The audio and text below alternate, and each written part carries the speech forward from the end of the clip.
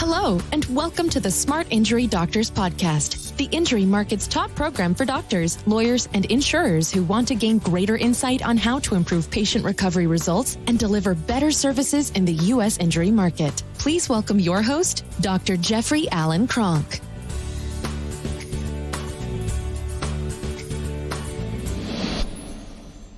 Okay, doctors, the topic I want to talk about today is depositions. Depositions have been made way harder than they need to be. In my own personal experience, depositions are easy. They're not hard at all. Now, what is hard is you have to do the deposition, you have to schedule the deposition. If your injury workup is done right, your prep time is probably, 20 minutes. It doesn't take long. But they are inconvenient. They're outside of your normal schedule. That's what I always found difficult about them. Trials or depositions themselves are not difficult. Now, here's why they're not difficult. And I know this is going to sound crazy, but all you have to do in a deposition or trial is tell the truth. You just have to tell the patient's story. Now, your job when you take an injury patient in is to document things in a way that allow the patient access to any benefits they're entitled to. What does that actually mean? Well, that means is that in your documentation and in your workups, you're telling the patient's simple story. Now, here's what I found to be extremely beneficial. Using guidelines and using consensus. What does everybody say about these injuries? What is known about the injuries to the spine? And when you look at spine injuries, there's only 3 of them. So it's not like there's this infinite number of spinal injuries. The spine only deranges or injures in 3 ways. There's only 2 tissues to a spine. So the spine is composed of bone and ligaments. There's 220 specialized ligaments. You already know there's 24 movable bones. You already know the bones. And a lot of times you're not dealing with fracture. So fracture is not part of your deposition. So if the spine is injured, it's a connective tissue injury. And there's 2 types of connective tissue called ligaments. There's the discs, which are built for shock absorption, and there's the non-disc ligament injuries. And the non-disc or the support ligaments are built to hold all the parts in position, including the disc. Now, the consensus on disc herniations and the consensus on excessive motion injuries to the non-disc ligaments, both called sprains, is extensive. It's extensive. They're in guidelines, whether you're going to use treatment guidelines, surgical guidelines, x-ray guidelines, athletic return to play parameter guidelines, impairment guidelines. There's so many good guidelines to use today and so much criteria that it makes depositions easy. Now, here's the key to depositions. Making them easy. That is the absolute key. Being simple in your explanation. Being simple in your explanation. I mean, what do you have to do when you work up a spinal injury? There's a couple things you need to do, right? One, you need to actually work up the injuries. So if there's a bony injury, you need to work it up. That's X-ray or CT. If there's a ligament injury, the first thing you're going to work up is the non-disc ligament injury. Now, how do you work that up? You work it up through an excessive motion study. In my experience, what you want to do with that process, like if I'm in an active clinic today, I want an outside independent group. Now, I'm the CEO of Spinal Kinetics. Somebody could say, hey, you're biased. I did it as a provider. For the last 8 years of my private practice, when I found out what excessive motion testing was, I could have probably done it in my clinic. Remember, I started out in the days when you could actually, all your measurements on x-ray were done on pencil and ruler because you did it on an x-ray board, and it was all hard film, not digital, not the complicated systems that are out there today. So I want, if I'm in private practice, I want an independent medical radiologist to do this procedure for me. It's a specialized procedure, and this podcast is not about the differences. There's softwares out there that doctors can try to use. I think it's kind of ridiculous to do that. And there's a number of reasons why, not for the purpose of this podcast. So I am going to use an unbiased independent group. Now, why did I always do that? Because the findings are so significant. The findings are driving everything that I'm going to do. The findings are going to tell me immediately how bad and where are the non-disc ligament injuries.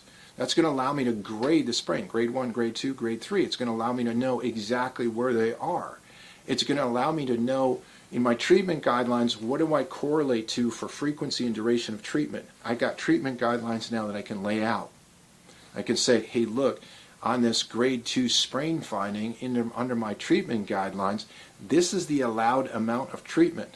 I was allowed up to 76 visits in a 52-week treatment duration, but I didn't need that many. I was able to stabilize this way under that count, right? It's immediately going to tell me how severe is the permanency of this injury. And I'm going to use guidelines to tell me exactly what the guidelines say is the now and the future of how much is this going to affect a person's activities of daily living. I'm going to know that right away. I'm going to know that within 20 seconds of reading the report, right? I'm also going to know, do I have a surgical level of non-disc ligament injury? Now, I'm going to stabilize that condition. Those patients don't need to go to surgery, but I'm going to have surgical guidelines that show Mary Smith has this level of injury, not Dr. Conk's opinion. All you have to do is look in the surgical guidelines, look for this injury, you'll see it's there, look at how the radiologist already determined that level was there. It's that easy, right? I'm going to look at athletic return to play parameter guidelines. Say, see these injuries here, these non-disc or ligamentous injuries? Well, when you have it, or a disc injury, when you have it, this is what the National Athletic Return to Play Parameters guidelines state about that injury and about activity restrictions for people that are in contact sports. I'm going to be able to show exactly where and how bad the facet damage is, just in case I needed to send out for pain management services. Very logical. I've got it all in imaging. I'm going to be able to say, cite to the patient's symptoms, Medscape. Here's the clinical presentation of a disc. Here's the clinical presentation of a sprain. Do you see how the clinical presentation of the sprain includes all the ligaments, has a lot more symptoms than the clinical presentation of a simple disc herniation. So I am going to use guidelines. I'm going to use the consensus of what's already out there, and I've got that laid out in front of me. Very difficult to argue with. So what I learned a long time ago, doctors, and what I'm trying to give you in this podcast today is depositions are extremely easy. They're not hard. All you're doing is laying out what is known and what is the truth, and you don't even have to use your professional opinion in most cases or most instances. There's too much there that states what these injuries are and how bad they are and how much they affect a person's life. And remember, your job is to get them well from these injuries. So the depositions themselves, now where it does get hard, where it is hard, is if you don't really understand the injuries, so you're not working them up properly, standardly.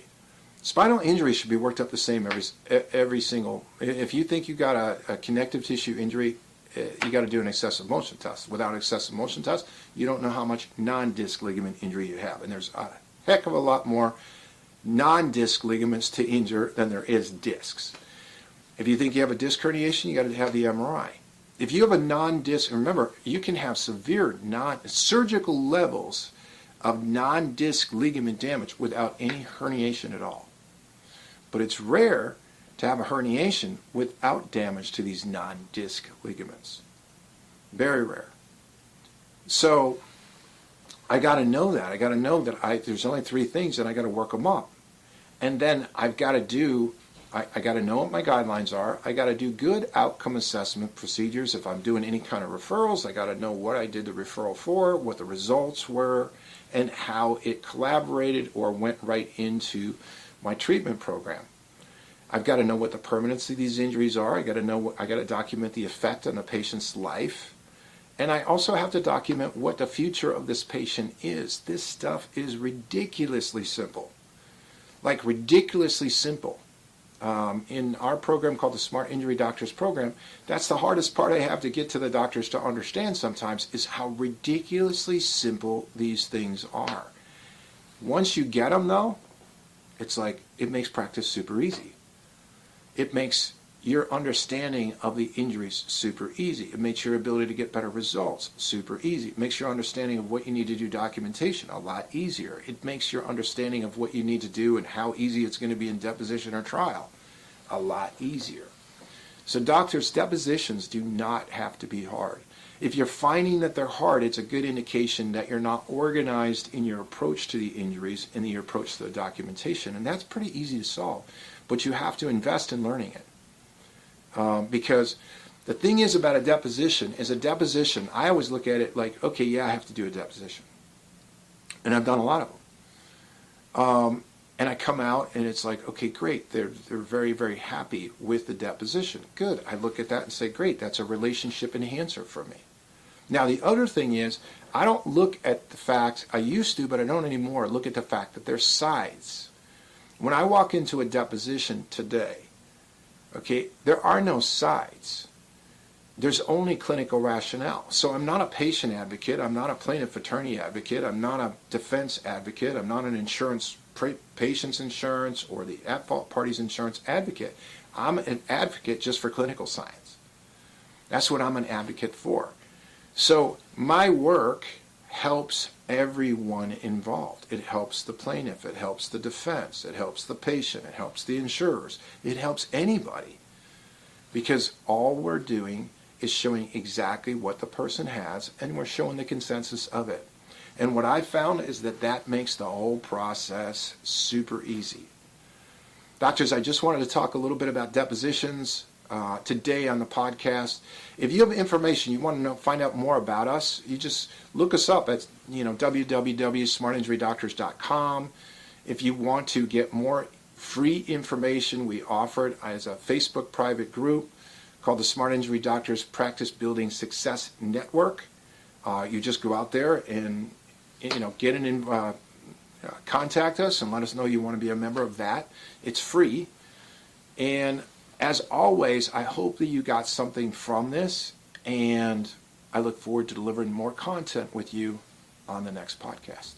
You've been listening to the Smart Injury Doctors Podcast, the #1 audio production show for professionals in the U.S. injury market that want to deliver better injury services to the patients, clients, or insureds they serve. If you like what you heard today, please leave us a review, and don't forget to join us on our next program.